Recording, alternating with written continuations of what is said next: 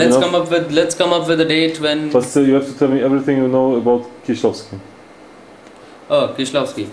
The first Kieślowski that I watched was a movie called Camera Buff. Interestingly, I felt very much a part of the movie. I mean, if I would have made a movie at that earlier stage in my life, I mean, I'm not talking about the age. The first thing that I did with the camera is what Camera Buff talks about, and that movie is mind-blowing in that sense. You know, this guy, he keeps filming various things happening around him, and at one point he realizes that he's lost everything that he has had, his wife, his kid, everything, and that's when he turns the camera around, and that's the first time he comes into the frame. Okay, and that's the end of the movie. It brilliantly shows how, you know, you can keep capturing everything else and forget about yourself. Okay, and kind of not put your perspective into things. Okay, I think that is what the movie was for me. That was the first Kieślowski that I watched.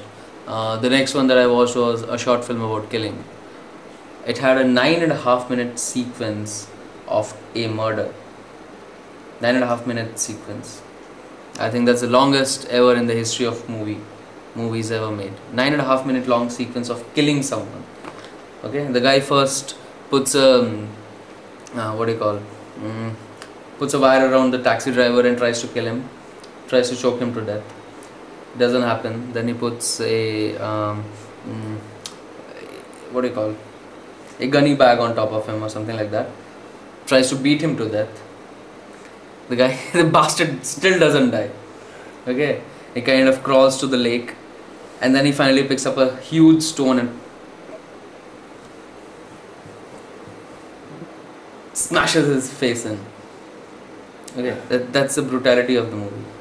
And the amazing thing about the movie is, despite the fact that you've seen this 9.5 minute long sequence of somebody's murder, at the end of the movie you're still sympathetic towards the murderer. You kind of feel like saying that, okay, don't hang him. If you want to punish him, put him in the jail for 20 years. Don't hang him. In the end, he talks to his lawyer. That's the only time he brings the lawyer. He talks to his lawyer per se. He calls him and he says, today is the day when he's going to get electrocuted. No, hanged. Today is the day when he's going to get hanged. And he calls his lawyer and tells him, I had given my sister's photograph to be framed at so and so shop. Please pick it up and give it to my mother. Okay, and he tells how his sister died, and he asks that there's a plot where his father and his sister are buried. Okay, and right next to that is the plot that has been taken for his mother. He wants to be buried there. Okay, and suddenly all these personal things come into the picture about this killer. And in the end, when he's being taken to be hanged, he just grabs the hand of the the clergy, the father. Yeah, okay. padre. Yeah, the padre. He just grabs the hand of the padre and says, "Don't kill me, don't kill me." I mean, just 3 statements, nothing else. Just 3 statements, and then he's hanged. Okay, but in the end, you want to say, just don't give capital punishment. There's no logic to it. Just because he killed someone, you don't have any right to kill him. Okay, very strong statement, and it's like a 60 or 80 odd minute movie. That's it. What was the movie? A short film about killing. Okay, then I saw the what are they called? The Decalogues. Decalogues is a series of 10 movies made on all the 10 commandments. Okay, and the first one being, "Thou shalt not worship any other god." And this movie it's a 60-minute movie, 60-minute long movie about this guy who worships computers. Okay, and he wants to find out if it's safe enough for his son to go skating. Okay, and he finds out these ground temperatures and so on from the weather department, and he puts it into the computer, and the computer says it's safe for so and so weight. So he says, okay, because my son is under that weight, he can go and go for the skating. And his son goes to skate. What? Just continue. His son goes to skate, and obviously the ice breaks and he falls into the lake and dies. And in the end, the climax of the movie is this guy goes to the church and kind of pushes all the candles down, pushes all the candles off the altar, and sits there asking for a reason from God as to why this happened. And because the way the candles have been kind of thrown or scattered, one of the candles kind of hits the statue of Jesus, and the wax falls from the eyes to his cheeks. Okay, might be very dated because it's a long. This movie was made long ago. A lot of things from the movie has been copied over the years. Was this movie moving or funny? It's very moving.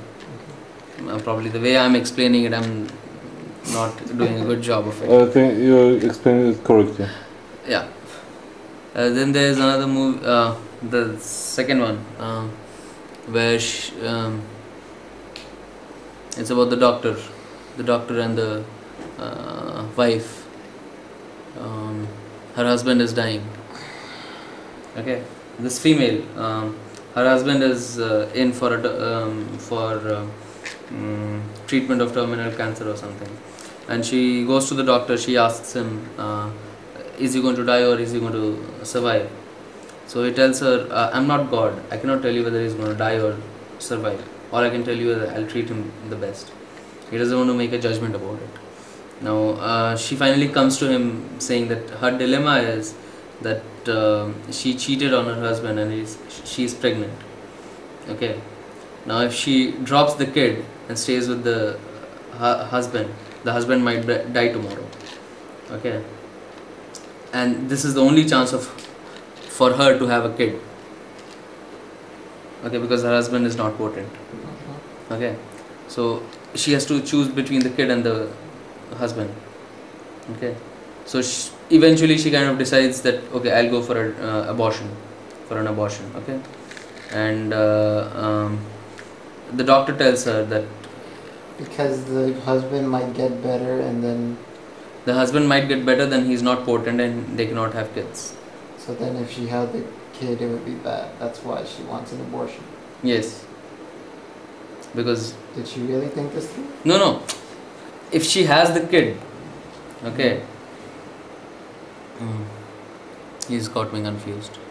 If she has the kid, the husband is able to the kid is someone else's. else's. Cheated on him. Yes. And that's why she wants an abortion. Yes. Has she thought this through? Okay. Because it was long ago declared that her husband cannot have kids with her. Oh yeah, I suppose in certain morality. Okay. Now she has to choose between the relationship that she had and her husband also. So she kind of decides that she doesn't want to have the relationship with him, with the guy with whom she cheated. But she decides to go for the abortion. But the doctor tells her that, if this is your last chance to have a kid and you really love your husband, stick to it. I mean, either ways it doesn't matter, it shouldn't matter to you.